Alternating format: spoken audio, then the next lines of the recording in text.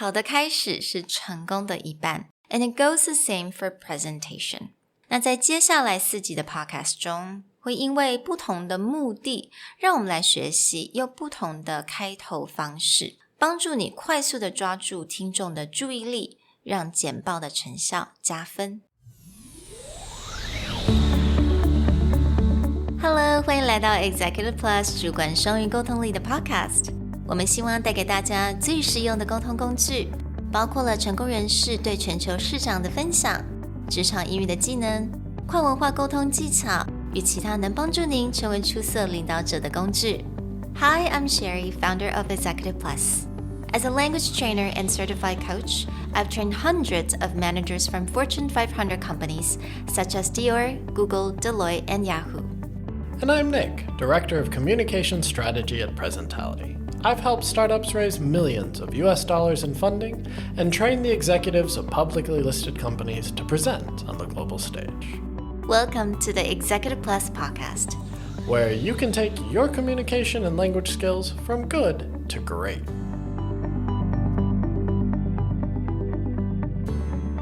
Hey everyone, welcome back to the Executive Plus podcast episode 58.Over the next few episodes, we're going to share with you ways to frame out the beginning of your presentation to really focus on what you want to do. Educate, inform, persuade, or motivate.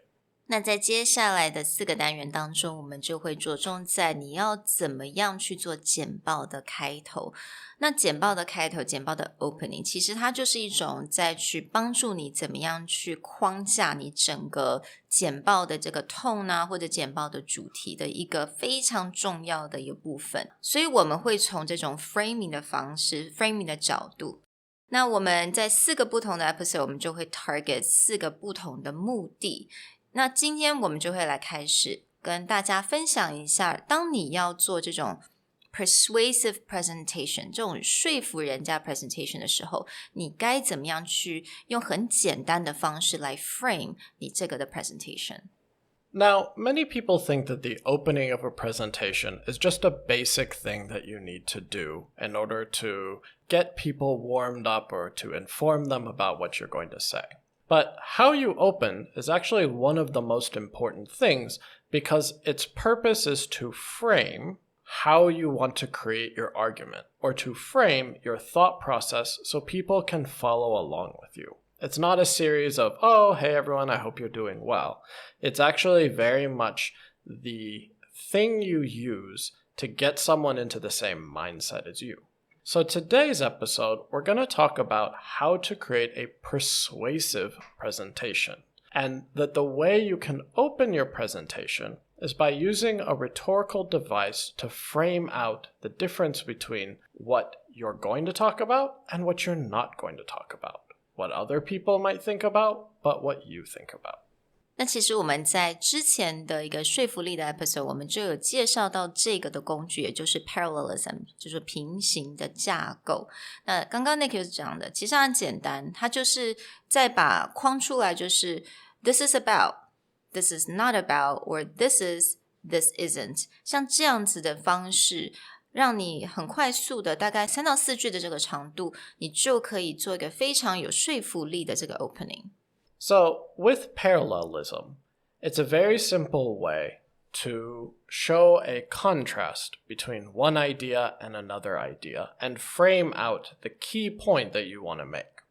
A great example of this is something we shared in a previous episode where Obama gave a speech talking about his idea that this is not about one side of the US versus another side of the US. It's not about one type of citizen against another type of citizen. It's about being together. And so he makes a statement using this parallelism. I say to them tonight, there is not a liberal America and a conservative America. There is the United States of America. There is not a black America and a white America and Latino America and Asian America. There's the United States.Of America. As you can see, he uses this very simple parallelism to carve out the way that he's talking about us. I think he made it very clear that it is about unity. Yes. You can use similar kind of parallelisms to frame out your argument. Aside from there is and there is not, you can use things like they do, we do, they believe, we believe, this is about, this is not about. 那我们就用一个比较真实的一个 example 好了。那我知道现在非常多的公司有非常多的产业开始都是 going green. So in the office, you're going green.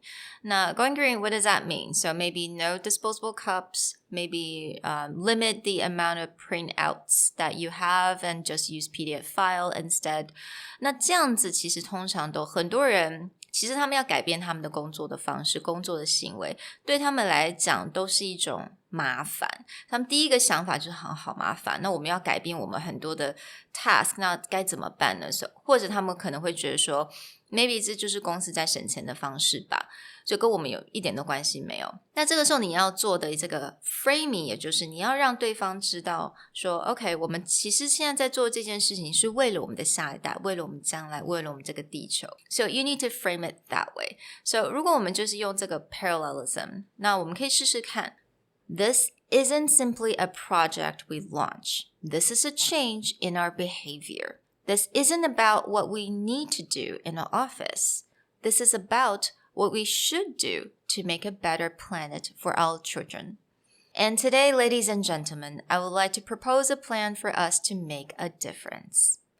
所以很快速的，你在这个简报的 opening， 你就框架了这个我们现在在做这件事情的目的地在哪里 and to make a more persuasive presentation. As you can see in the example Sherry gave, she framed it out as this is not about the company, this is about our larger difference for future generations or for the world. Now, you could also reverse the example and go, okay, maybe people don't care so much about the world as an environment, but they may care about, a better office situation, right? Less trash, less paper sitting around the office. So you could use the same parallelism and just switch it. When you are trying to frame out something, you always want to take what you think are going to be the biggest concerns or the biggest barriers for your audience, and then frame your persuasion around that idea. Let's take another example. Let's say we actually want to transform the brand image of the company. Now, this is something that I've seen a lot of people have concerns about. A lot of people feel, marketing and branding is just spending a lot of money without any kind of results. Or, I don't think Taiwanese brands really have this world-changing effect the way that European or American brands do. So if I know this about my audience up front, I will frame my opening to be persuasive against these ideas that are already in someone's head. So if I was to start a presentation about changing the brand image, I may say something like, this is not about a marketing ploy for short-term gains. This is about sharing our value and experience with the world. Others believe in slight profit margin jumps. I believe in huge customer experience jumps. Some believe Taiwan isn't capable of big brands, but I believe this will be a world-leading brand.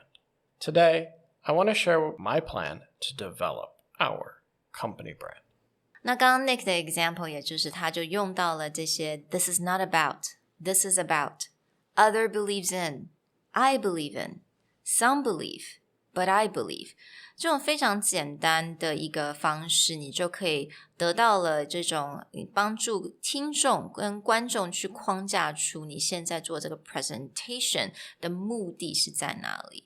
Well, we hope that going forward, the next time that you need to convince or persuade people in your presentation, that you'll use this simple rhetorical device to really frame out the opening and get them into your own mindset. 我希望大家觉得今天的 episode 非常的实用 and 如果大家有机会能够用我们这些建议的话，然后去试试看做新的一个 presentation opening， 你可以分享给我们。Welcome you guys to do that. We'll talk to you guys next time. Bye. Bye. 如果你喜欢我们的 podcast， 欢迎来追踪我们的主管英文 Executive Plus 的 Facebook。那也可以写信到我们的信箱 yourcareerplus@gmail.com